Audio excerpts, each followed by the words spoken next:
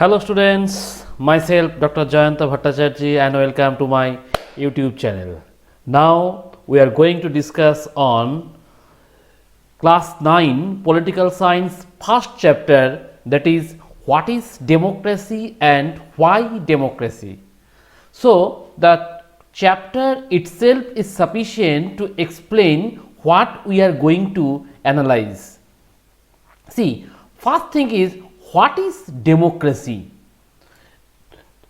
If we analyze it in that way, the democracy is a system for the formation of the government. See, you can find monarchism is there, aristocracy is there, plenty of things you can find, plenty of systems you can find. But democracy is one of the major systems for the formation and of the government. Now, the next point is, why democracy? As we have plenty of alternatives, in spite of that, we are affording democracy. But the question is, why democracy? Now, if we look into theoretical framework, we can find what is democracy. Democracy, just see, democracy is a system of governance, in which where the citizens of a country choose representatives, who form a governing body. That means in a particular country or the government is formed by which representatives it will be discussed, it will be determined by the democratic system. See, democracy is originated from two Greek words. One is demos, meaning the people, and kratia, meaning the rule. It implies democracy means the rule of the people. So democracy means the rule by the people. You can find the definition of Abraham Lincoln in your lower classes. Democracy is of the people, for the people, and by the people. The same thing I am coming here. So democracy meaning people's rule.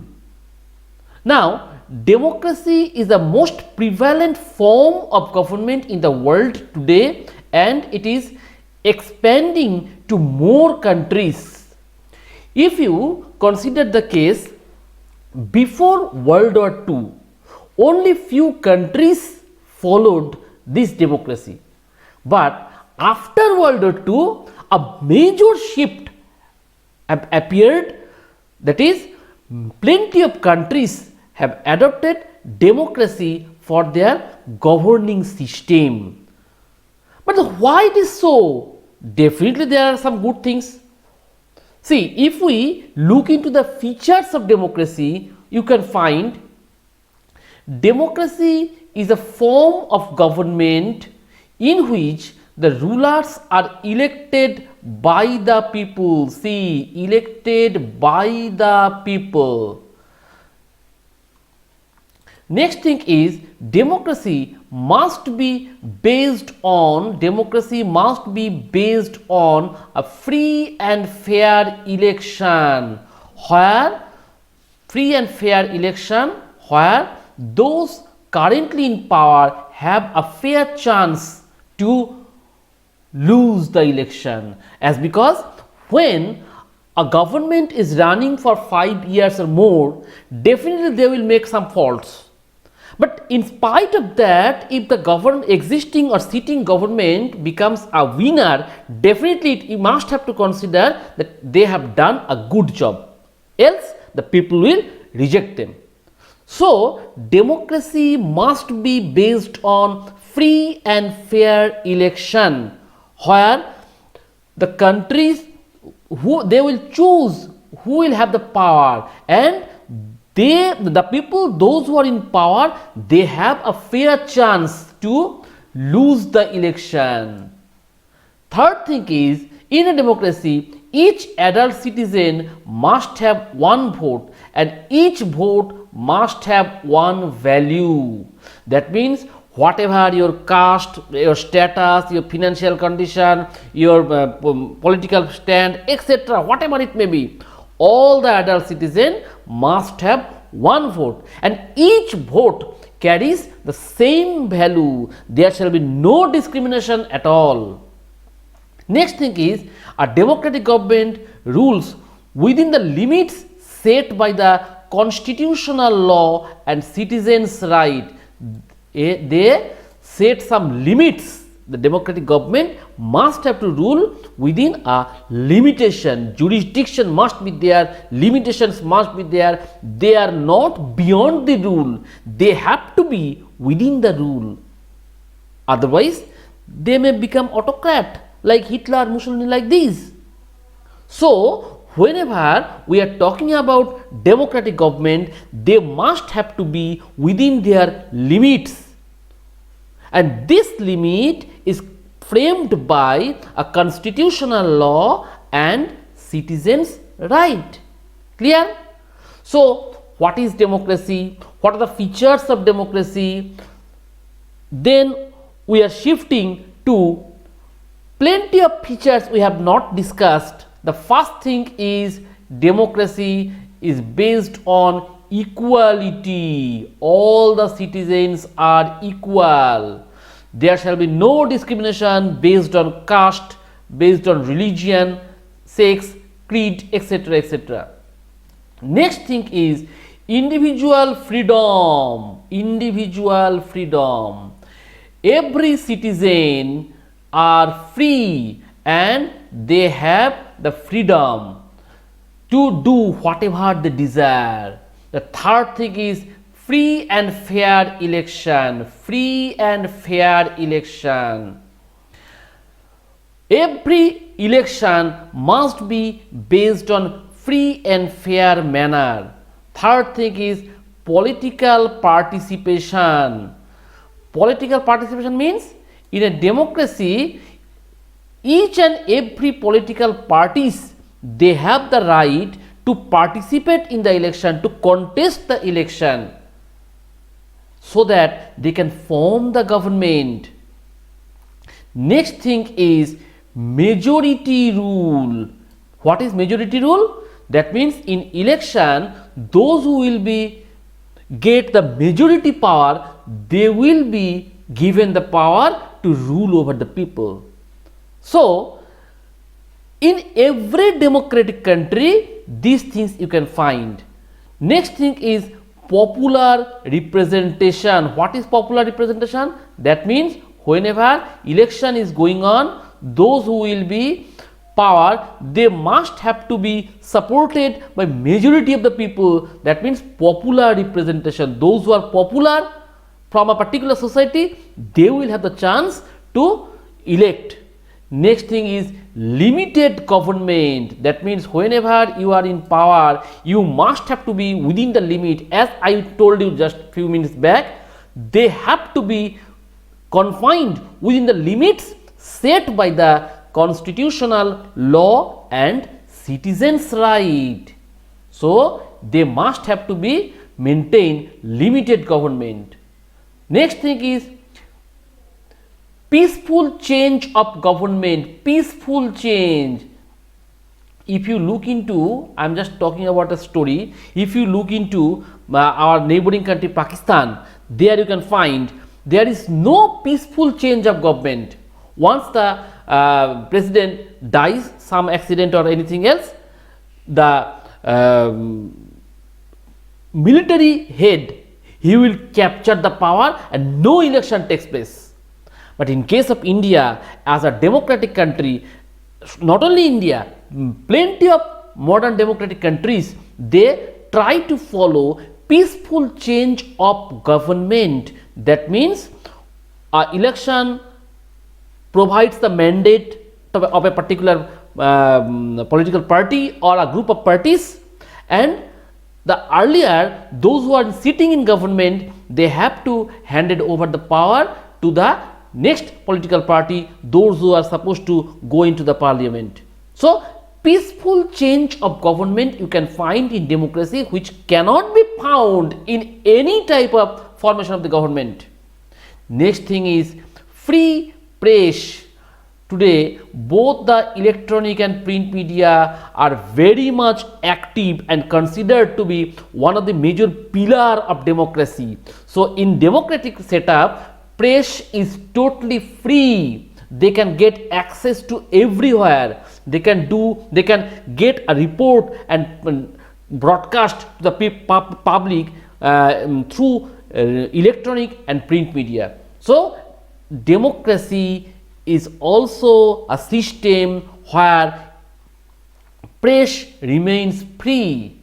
Next thing is judiciary independence. That means entire judicial system is totally free, totally independent.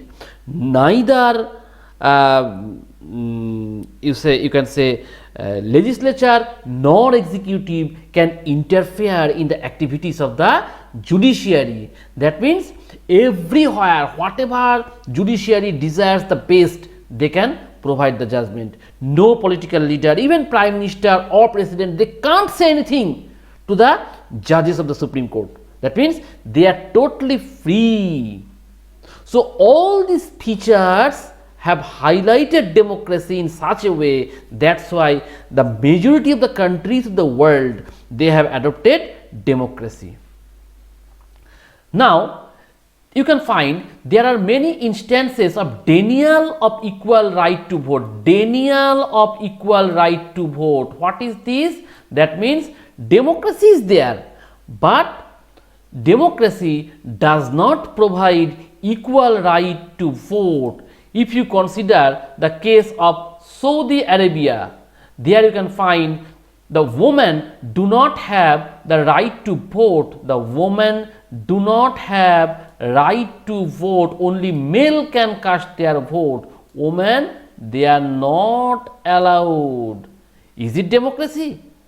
Just consider every society where both the male and female are equal in number, but there 50% people, those who are of women, they are not allowed to cast their vote in Saudi Arabia. But still they are saying we are a democratic country. Next thing is, you just consider the case of Estonia. Estonia has made its citizenship rule in such a way that the people belonging to Russian minorities find it difficult to get the right to vote.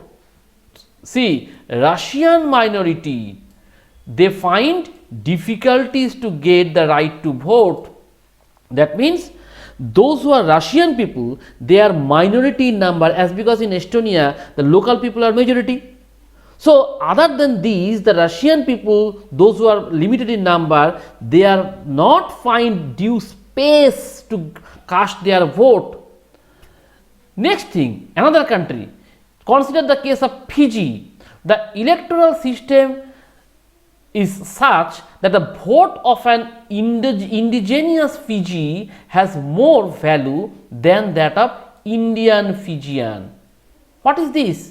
That means the Indian people, those who are residing in Fiji, they don't have the equal values to that of indigenous Fiji. That means the people, those who are permanent resident of Fiji, whenever they are casting their vote, their value is more in compared to that of Indian Fijian. Is it democracy? As I told you earlier, democracy is based on equality. Democracy is based on equality, but just consider the case, there is no equality. What is this? Still they are democratic country in the world. Now whatever the discussion we are going on, we are just concluding the summary definition. Rulers elected by the people, take all the major decision, right? Those who are ruler, they take the major decisions of the government. Next thing is, elections offer a choice and fair opportunity to the people to change the current ruler. if the people considers that the existing government is not performing their duties adequately or properly, then they can change their ruler. Third thing is the choice and the opportunity is available to all the people on equal basis. Choice of the people and opportunity is available on equal basis. Every people shall have the choice equally, whatever they desire. Next thing is the exercise of this choice leads to a government limited by the basic rules of the constitution and citizens' rights, as I told you earlier, that whenever a government forms, they have to be perform their duties within their limits. What is the limit? The limits framed by the constitutional law and the citizens' right. All these things have incorporated in a democratic setup. Now, as I told you earlier, plenty of countries have adopted democracy. Still we can say all the countries throughout the world have not adopted democracy. Why it is so? Definitely there are some drawbacks. The people, those who are against the democracy, they have advocated some propositions. What are these? The leaders keep changing in democracy. Leaders keep changing in democracy. This leads to instability of the government. This leads to instability of the government. Next thing is democracy is all about political competition.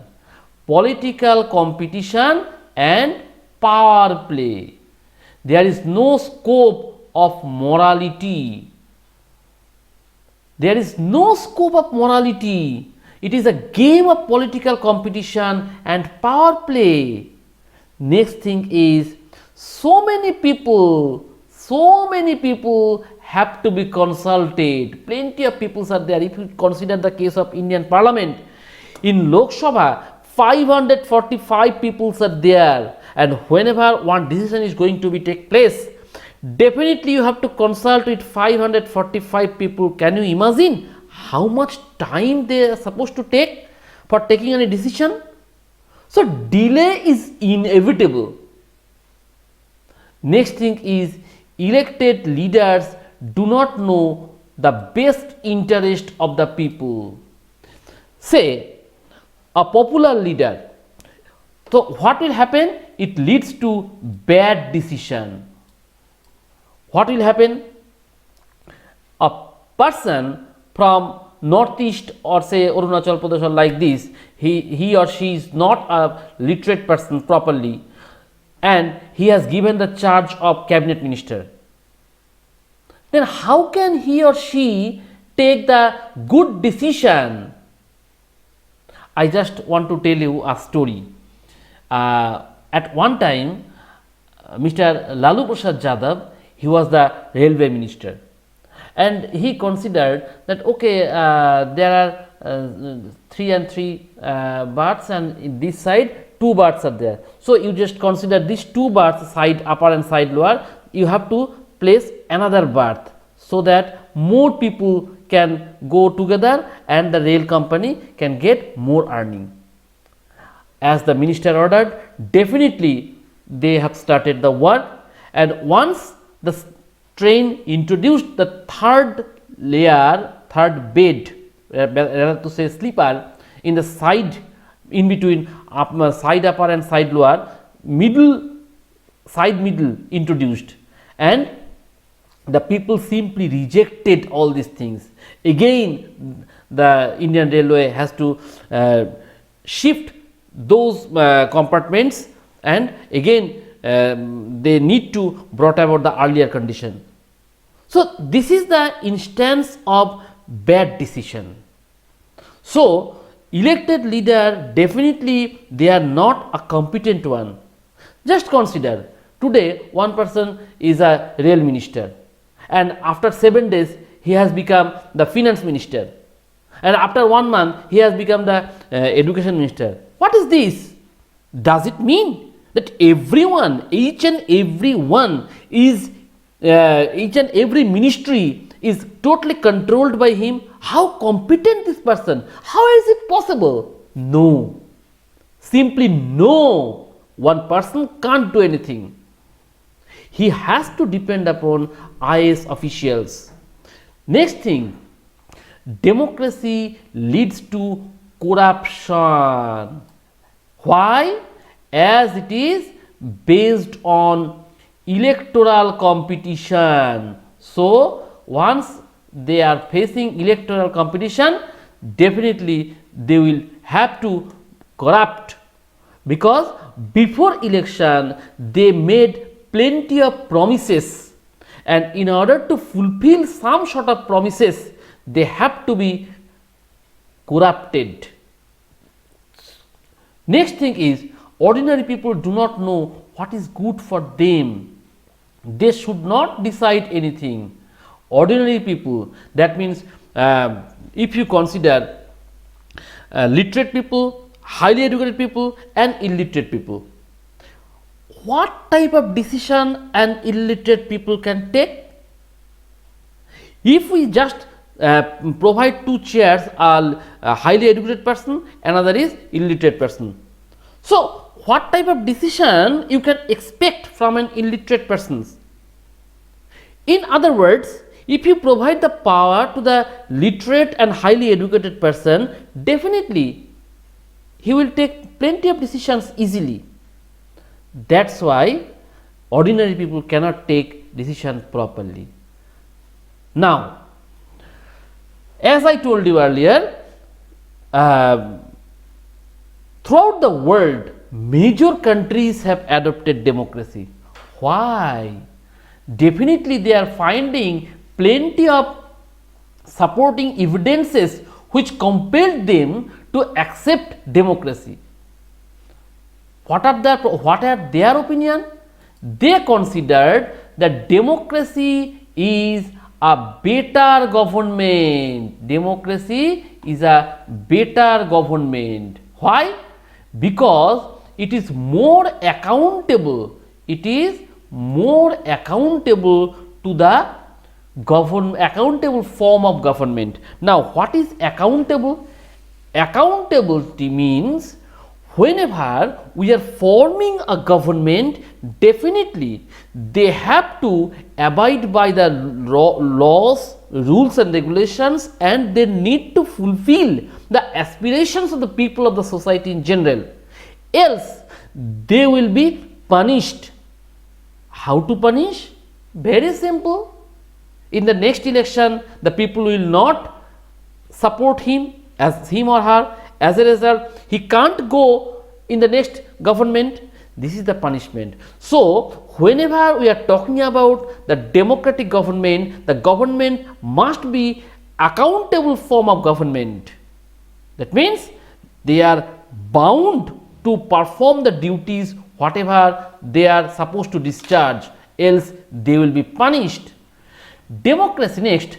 Democracy improves the quality of decision making. Democracy improves the quality of decision making. How it is possible? Through debates and discussion, again discussion, voting. In that way, we can find out all the pros and cons of any decision making process, and ultimately we come to the ending decision. Next thing is, democracy provides a method to deal with differences and conflicts. Just see, deal with differences and conflicts. Whenever a policy is raised, definitely it may not get the support of all the people as a whole. Then conflict will come up obviously. Differences will come up, and through discussion, debate and discussion, we can resolve all these methods, and through debate and discussion, through differences and conflicts, we may find out plenty of alternative ways by which we can properly form the decision. Next thing is, democracy enhances the dignity of citizens. In democracy, all the citizens are equal. So, all the citizens are equal. So, in democracy, every citizen get equal importance. Next thing is, democracy is better than other form of government because it allows us to correct our own mistakes. See, whenever the government is thinking in one way, there may be some mistakes, but once the government has framed a law and there is some mistake, then it is only democratic way by which we can correct our mistakes, as because during the course of time we have made some faults or mistakes, and it provides us the opportunity to ensure that there shall be no error, completely error free, and if there is any error, there is a scope to rectify these errors or mistakes. That's why we adopt democracy. Now, what are the benefits of democracy? In democratic country, you can find plenty of benefits. What are these? A country can have multiple legal political parties. You just consider the case of India. Uncountable number of political parties, and all these parties are legal. No political party shall be denied to compete the election. So, the people have plenty of options. This political party has these goods or bads, this political party may provide us best opportunity, etc., etc. So, in a democratic country, multiple legal political parties are there. Next thing is free rule by the people through election. Through election, we can make free rule. Next is opposition and dissents are accepted and may be encouraged. Opposition parties may express their opinion and they may encourage the government, or they may force to accept their opinion if it is good for the majority of the people. Next thing is property can be private and in protected by law. In each and every country you cannot find these things. Private property and it is protected by law. You have private property and the government is providing you proper protection. This can be found only in democracy. Next thing is economy is determined by free market. Free market. See, Ratan Tata, Mukesh Ambani, etc., etc. These are the people, they can take their decision in their own way based on market. What market is demanding, we have to do in that way. Next is unemployment is determined mainly by free market. Unemployment is determined mainly by free market. That means you are unemployed is all right, but whatever your capacity, whatever your competency, you can get your job opportunity accordingly. If you have no competency, you may have to get the job in that way. Next thing is freedom of religion. One of the most important and vital thing, freedom of religion in democracy. If you consider the case of Pakistan, Islamic religion is considered to be the religion of the government. But in case of India, being a democratic country, we have adopted freedom of religion. Government considers each and every religion equally. We have the right to accept any religion. We can propagate the religious policies, but we cannot compel anyone to accept our religion. Next thing is many civil liberties and civil rights, some social welfare, many civil liberties and civil rights, some social welfare activities you can find in democracy. In civil society, you have some civil rights and you are supposed to get some welfare, social welfare from the governmental end or any NGOs. They are supposed to provide you the welfare activities, and in democracy all these peoples are allowed. Say during flood or drought, plenty of NGOs extend their helping hand to support the people, those who are sufferer. So these are the welfare activities carried out by the NGOs, and apart from government, NGOs, they are also providing their supports. So in democracy, many civil liberties and civil rights, some welfare activities you can find in democracy. Or after considering all these forces and factors, we can find the broader meaning of democracy in modern time. What is this? Modern democracy involves such a large number of people that it is physically impossible for them to sit together and take a collective decision. If you consider the case of Switzerland or the countries where population is less, they can ask all the people to come together and take a collective decision. But the countries like ours, plenty of people are there.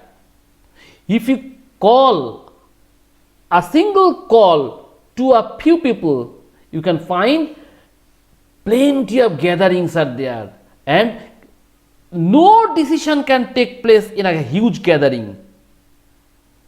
That is why modern democracies prefer indirect form of democracy. At the grassroots level, in the direct form of democracy, at the grassroots level, decision making is done by all the people as a whole.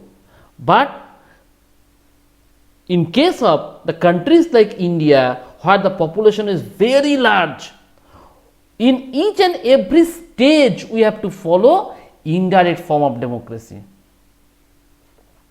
Next thing is, even if they could, the citizen does not have a time, the desire or the skill to take part in all the decisions.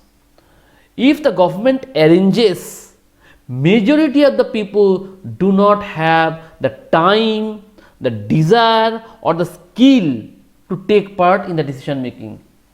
We don't know how to take part in the decision making process, how to establish our opinion, how to express our opinion properly. We don't know. That's why decision making process is not so easy in democracy. Now, we are talking about plenty of things about democracies.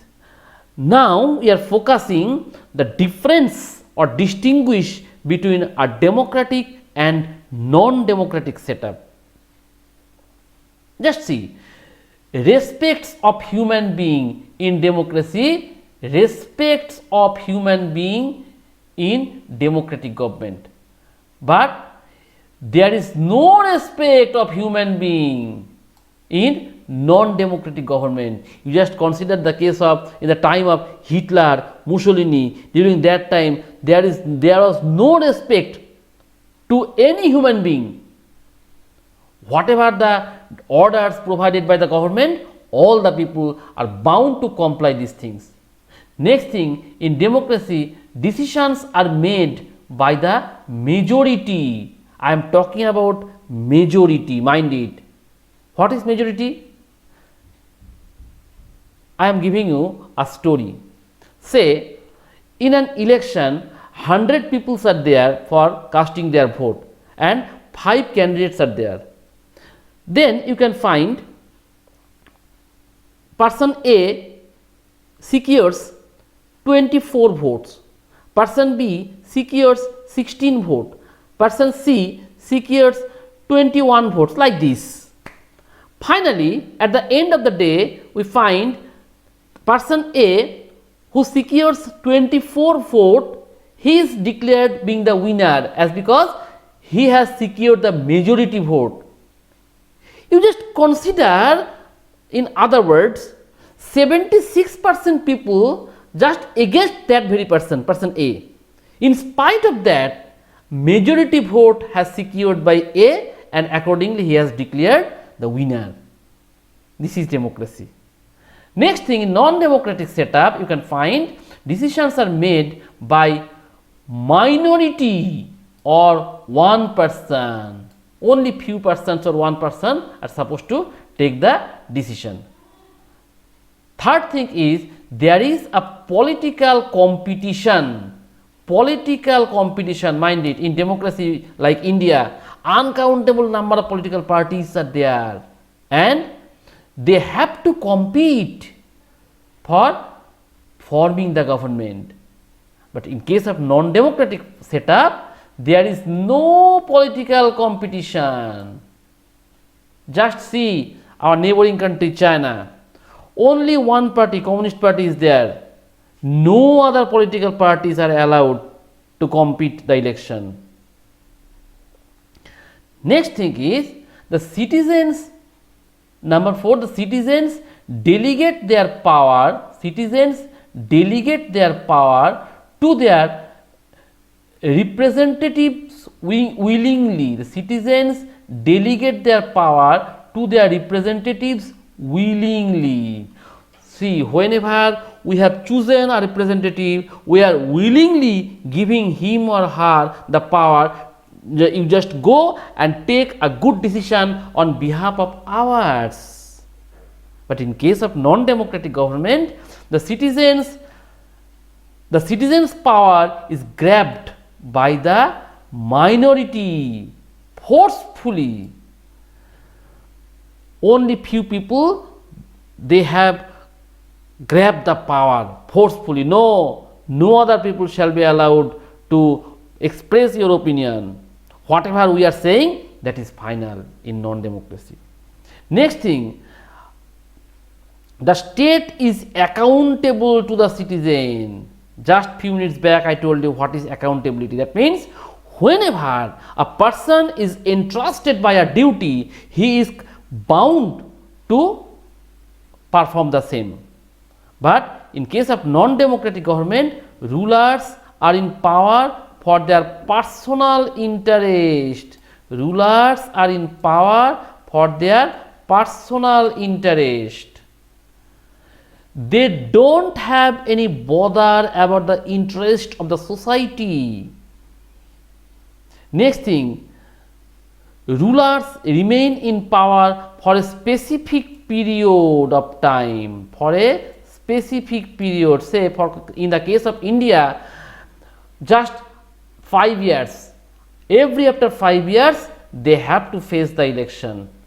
And if the people supports you, definitely you have the fair chance to form the government.